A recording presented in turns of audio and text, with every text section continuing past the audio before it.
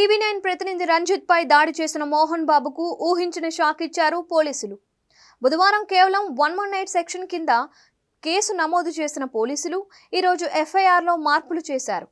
Journalist సంఘాల ఆందోళనతో legal opinion తీసుకుని సెక్షన్ను మార్చిన రాచకొండ పోలీసులు మోహన్ బాబుపై హత్యాయత్నం కేసు నమోదు చేశారు. జర్నలిస్ట్ రంజిత్ పై దాడి ఘటనలో BNS 109 సెక్షన్ కింద ఎఫ్ఐఆర్ నమోదు చేశారు.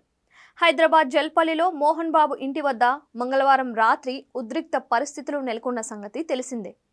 తన పాప ఇంట్లో ఉందని తన భార్యతో కలిసి ఇంట్లోకి వెళ్లేందుకు ప్రయత్నించాడు మంచు మనోజ్. దీంతో అతడిని సెక్యూరిటీ సిబ్బంది అడ్డుకున్నారు. దీంతో సెక్యూరిటీతో వాగ్వాదానికి దిగిన మనోజ్ గేట్లు తోసుకొని మరీ ఇంట్లోకి వెళ్లారు. అదే సమయంలో మోహన్ బాబు ఇంటి నుంచి బయటకు వచ్చారు.